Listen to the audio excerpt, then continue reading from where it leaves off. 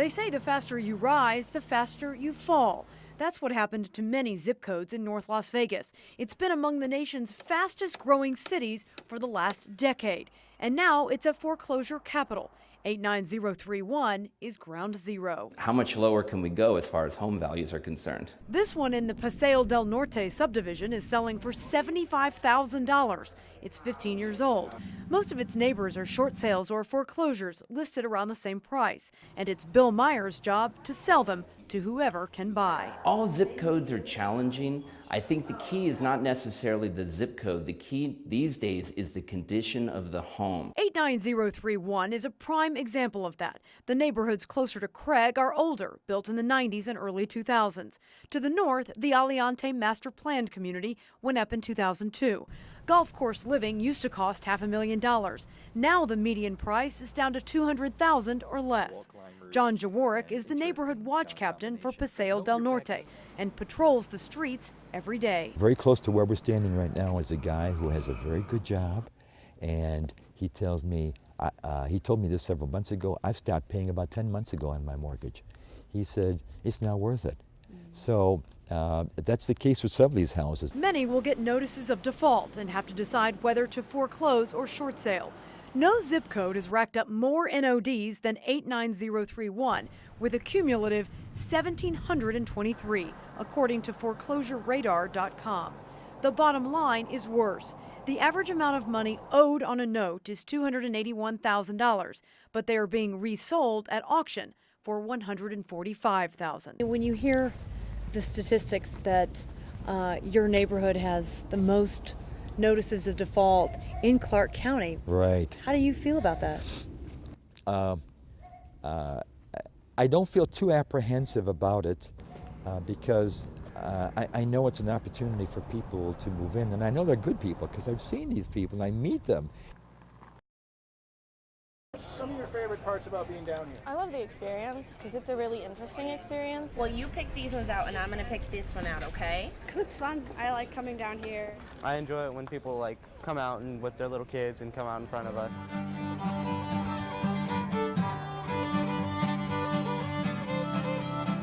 The music draws in the crowds, and you know, it makes the shopping so much more fun and enjoyable when you can hear music and walk around, and it just kind of makes you feel good and gives you a happy step and want to enjoy the vendors more. Rolling home. I do it for the love of the music and the fact that this is such a great event and all the people, and I get to see people that I know that I haven't seen much around, and it's just fun. It just makes me happy. Awesome. I don't know. I'm in love with it. The people, they're all supportive and they're happy when you play.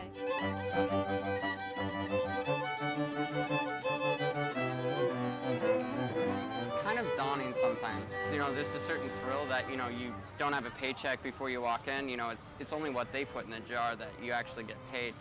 And the only appreciation you get is from the few people who actually stop by and say, I like that, that was good.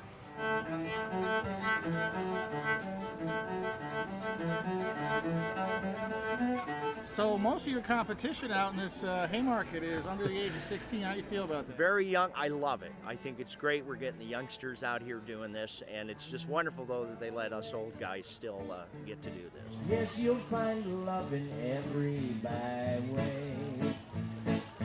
Hold up your chin, let them see you grin. The people, they're all supportive and they're happy when you play.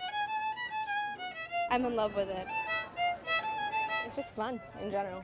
It's pretty funny whenever you see the little kids try and come up and put money in the thing, but they're kind of scared, so then they back up and then they come back and then try and put it in and then they back up again. We play all sorts of various music, like we play classical music and Irish and fiddle tunes and polkas and rags, and I could go on for days.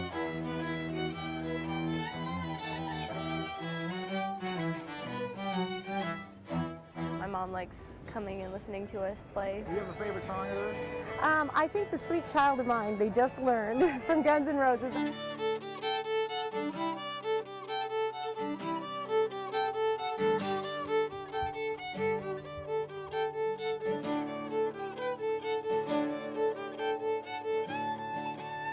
I'm so proud of these guys. They give up their Saturday mornings and they come down here and they meet all sorts of people and just love playing.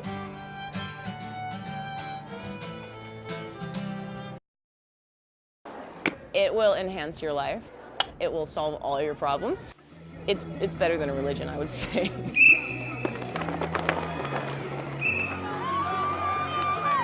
It's like being a superhero. I mean, as far as I can tell. Roller derby's awesome. It's the best thing that's ever happened to me.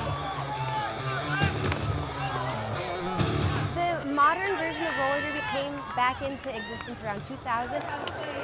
When it first started, it was pretty underground, and it was, you know, what the hipster kids did, and, you know, hey, look at this, it's really odd.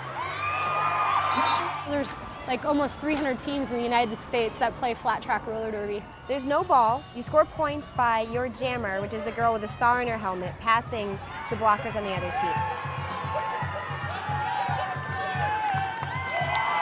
The pivot is the blocker in the front that has a stripe on her helmet.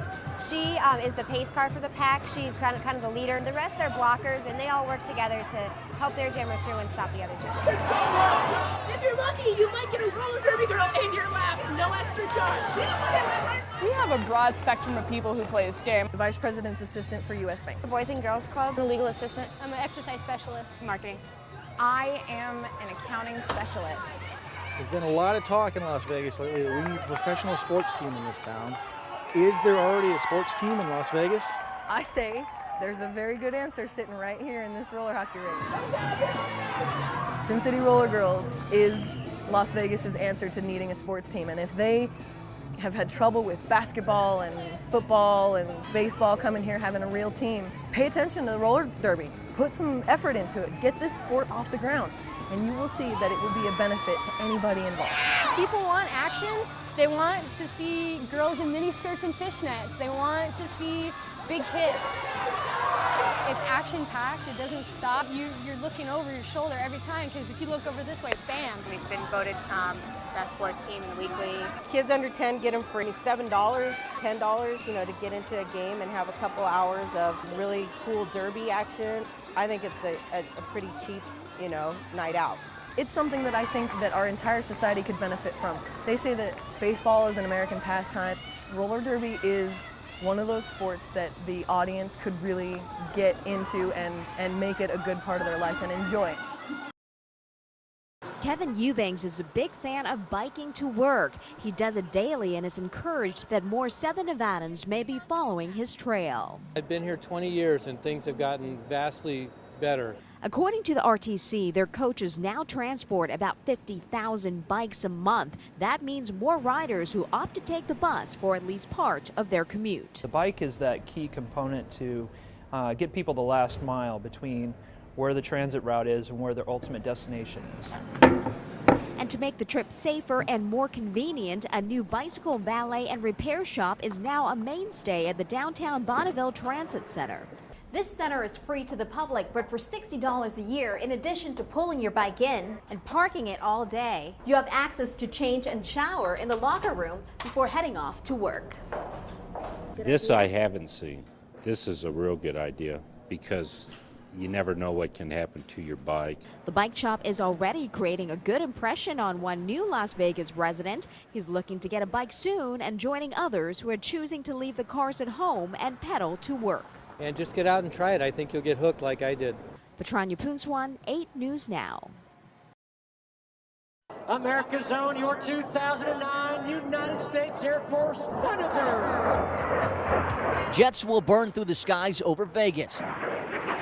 We've always loved planes and we enjoy it, and my son we live by here and he's addicted to it. 2-year-old Aiden looks at the Jets in awe. He has to run out of the house every time he hears a plane. Aiden and his mom, Carissa, got a chance to see the planes up close for tomorrow's big air show at Nellis. With over 100 planes on display, including unbelievable air demonstrations, Aviation Nation will not disappoint. And it's just something fun to see, like, live in action, you know. I always come here every year. One of the best parts about Aviation Nation is where else can you actually get inside and strap into an actual World War II Texan?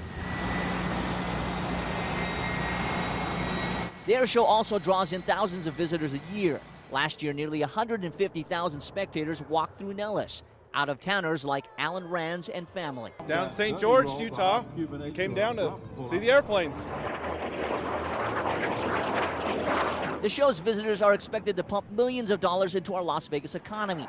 Aviation Nation Director Bob Jones. For example, last year for a two-day air show, economic impact to the city, $15.3 million. That's not our figures, that's Las Vegas visitors event. Millions of dollars in just one weekend. Money the economy needs, but for Aiden, just seeing the planes this close is a dream come true. Drills, pipes, and spray guns. Music to our ears here in southern Nevada, but it was a much different story just a few months ago. Last year, home construction and sales got caught up in the economy's downward spiral. But new home construction now be gaining steam. Rocky Cochran with Party Home Builders is optimistic. Cautious optimism, but still it's over the last couple of months it's probably been better with our sales rate than it has been over the last 2.5, 3 years.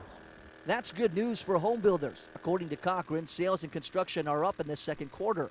This Henderson neighborhood under construction has been almost entirely sold. Back at our lowest point, we were probably at a quarter per week sales rate. And right now, currently, we're about 1 per week on a sales rate. And that may not seem to be a big jump, but then when you add up that we have currently, 10 projects that are open for sale right now, and you add up and do the math, it becomes a big factor for it. Cochran says these days they are building 4 to 8 homes at a time, a big difference from the 35 to 40 homes just 5 years ago. Analyst Jeremy Aguero says while sales may be slightly up, it doesn't mean we are out of the woods yet. The other side of that is that we still have some excess inventory out there that we need to work our way through. So while we're encouraged by the fact that we're seeing those volumes increase, we still have a ways to go before we work all the way out of that problem. Cochran admits things may never be the same, but every time one of his homes are sold, he gets a little more optimistic.